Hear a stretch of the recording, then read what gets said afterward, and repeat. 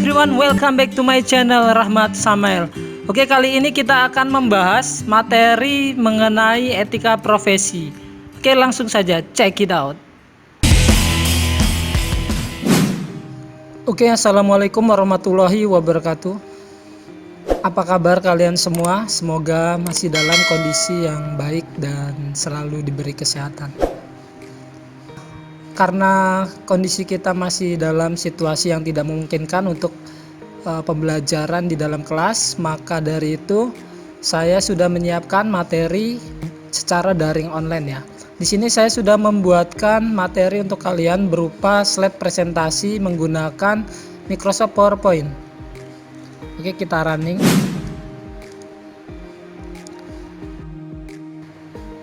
Untuk materi yang saat ini akan saya bagikan adalah mapel dari etika profesi. Oke, kita continue. Nah, di sini yang akan kita bahas ada tiga bahasan. Yang pertama mengenai pengertian akuntan. Yang kedua mengenai 4 jenis akuntan. Dan yang ketiga mengenai kode etik teknisi akuntansi. Oke, untuk itu kita bahas satu persatu terlebih dahulu. Kita pilih yang pengertian akuntan. Nah, untuk pengertiannya sendiri bisa sambil kalian baca di sini.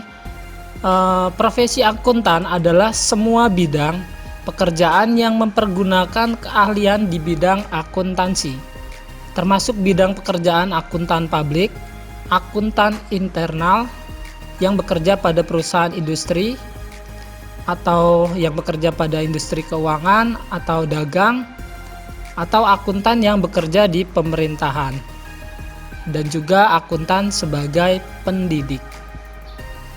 Nah, dalam artian yang sempit, profesi akuntan ini adalah lingkup pekerjaan yang dilakukan oleh akuntan sebagai akuntan publik. Lazimnya terdiri dari pekerjaan audit, pajak, dan konsultan manajemen. Oke, kita next.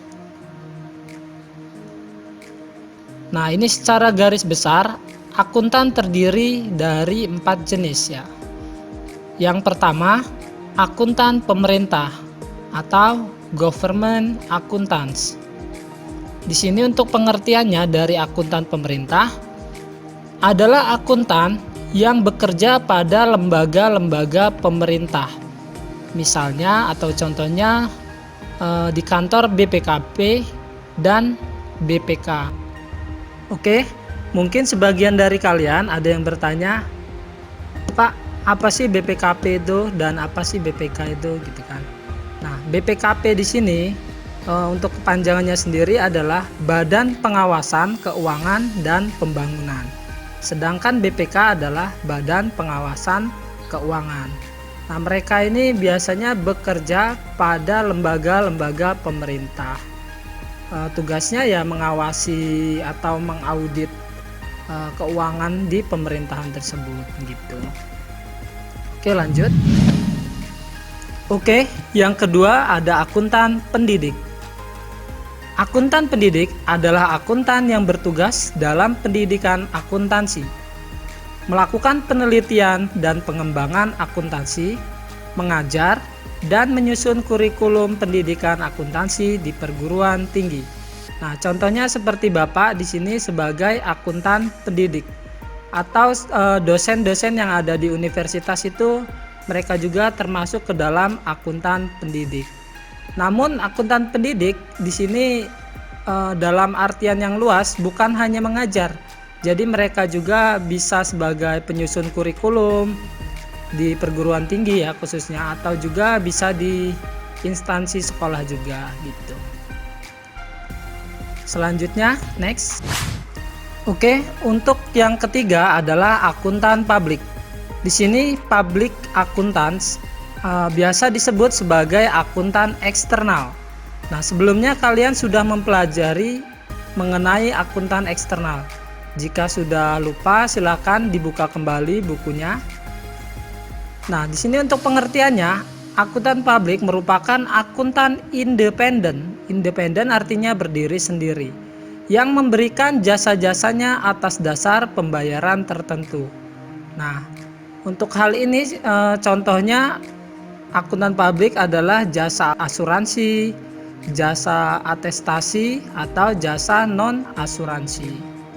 Selanjutnya yang terakhir atau yang keempat adalah akuntan internal atau internal accountants. Nah, untuk pengertiannya di sini akuntan internal adalah akuntan yang bekerja pada suatu perusahaan atau organisasi. Disebut juga sebagai akuntan perusahaan dan akuntan manajemen. Oke. Sampai di sini bisa dipahami. Selanjutnya kita sudah bahas 2 bahasan ya di sini, pengertian akuntan dan 4 jenis akuntan. Dan yang terakhir kita akan bahas mengenai kode etik teknisi akuntansi.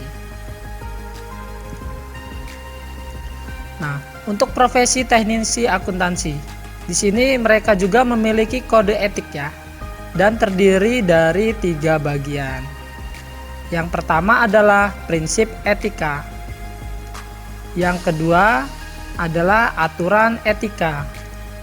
Dan yang ketiga adalah interpretasi etika. Dan untuk pengertian dari prinsip etika, aturan etika, dan interpretasi etika akan kita bahas pada materi selanjutnya. Silakan apa yang sudah saya sampaikan tadi kalian baca, kalian pelajari kembali, dan untuk bahan tambahan kalian boleh searching atau buka Google-nya masing-masing. Apa yang belum saya sampaikan silahkan dilengkapi dan semoga bermanfaat. Oke, wassalamualaikum warahmatullahi wabarakatuh.